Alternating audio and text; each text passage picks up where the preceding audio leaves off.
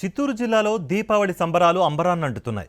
నగరిలో మాజీ మంత్రి ఆర్కే రోజా దీపావళి వేడుకలు జరుపుకున్నారు. లక్ష్మీదేవికి ప్రత్యేక పూజలు నిర్వహించారు. తెలుగు ప్రజలు సుఖశాంతులతో ఉండాలని అమ్మవారిని కోరుకున్నట్లు రోజా తెలిపారు. ఈ దీపావళి ప్రజల జీవితాల్లో వెలుగులు నింపాలన్నారు ఆర్కే రోజా.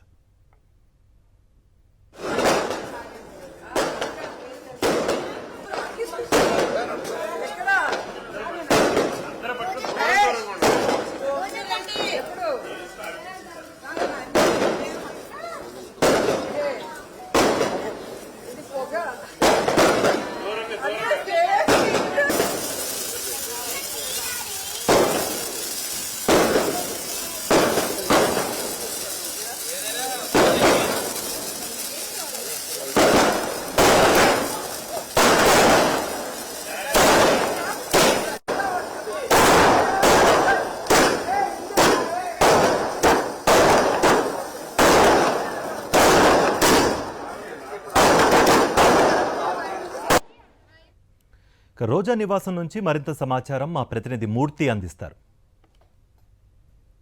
మాజీ మంత్రి ఆర్కే రోజా నివాసంలో దీపావళి సంబరాలు అంబరాన్నంటున్నాయి. ప్రస్తుతం మనం చూస్తున్నాం, ప్రతి ఏడాది కూడా కుటుంబ సభ్యులతో బంధువులతో కలిసి దీపావళి పండుగ జరుపుకోవడం ఆచార సాంప్రదాయంగా కొనసాగిస్తున్నారు మాజీ మంత్రి ఆర్కే రోజా. ప్రస్తుతం మనం చూస్తున్నాం, చాలా కన్నుల పండుగగా దీపావళి పండుగ జరుగుతుంది. మాజీ మంత్రి రోజా గారు మనకు అందుబాటులో ఉన్నారు. మేడం, చెప్పండి, దీపావళి పండుగ ఎలా సెలబ్రేట్ చేసుకుంటూ ఉన్నారు, ఎలా అనిపిస్తుంది? కష్టాలు వచ్చినా సంతోషాలు వచ్చినా ఎప్పుడు సంతోషంగానే ఉంటాం. సో అది మా ప్లానింగ్. కానీ రాష్ట్రంలో మీరు చూస్తే ఈ 16 నెలలుగా అందరూ ఎంత కష్టపడుతున్నారో మనం అందరం కూడా చూస్తున్నాం.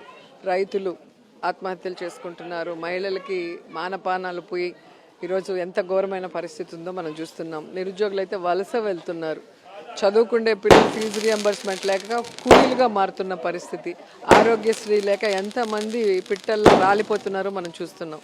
సో మామూలుగా దీపావళి అంటే చెడు మీద మంచి సాధించిన విజయం. నరకాసురుడు ప్రజల్ని పీల్చి పిప్పి చేస్తుంటే అతన్ని వధించిన రోజు అందరూ సంతోషంగా ఈ దీపావళిని కన్నుల పండుగగా జరుపుకుంటారు.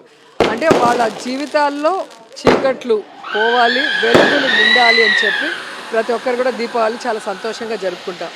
సో ఈ రాష్ట్రంలో కూడా నరకాసుడి వల్ల చాలామంది కష్టపడుతున్నారు.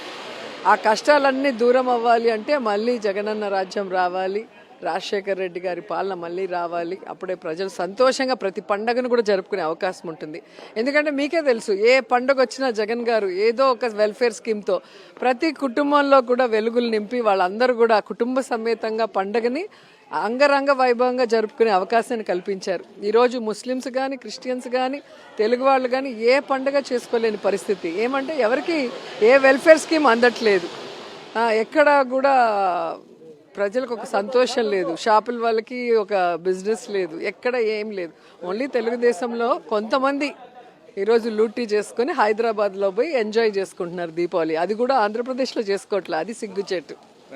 ఈరోజు రైతులు కూడా ఇదే సొంత సీఎం సొంత జిల్లాలో రైతులు చాలా ఇబ్బందులు పడుతున్నారు. 6 నెలలైనా కూడా వాళ్ళకి ఇంతవరకు మామిడి పంటలకు సంబంధించి ఆండలేదు. బాధాకరమైంది ఏంటంటే సొంత జిల్లాలో చంద్రబాబు నాయుడుకి మామిడికాయ రైతులు అన్యాయం అయిపోతున్న విషయం జగన్మోహన్ రెడ్డి గారు వచ్చేంత వరకు తెలియనట్టు ఎలా నటించారో మనం చూసాం. జగన్ గారు వచ్చిన తర్వాత ఆ జన సమూహాన్ని చూసి ఎస్పీ గారిని పెట్టుకొని ఏ విధంగా ఎక్కడికక్కడ ఆపేది, వాళ్ళ మీద కేసులు పెట్టేది, అసలు ప్రెస్ మీట్ పెట్టి వాళ్ళని బెదిరించింది అన్నీ మనం చూసాం. అయినా ప్రజలు ఎక్కడ ఆగకుండా ఏ విధంగా వచ్చారో చూసాం.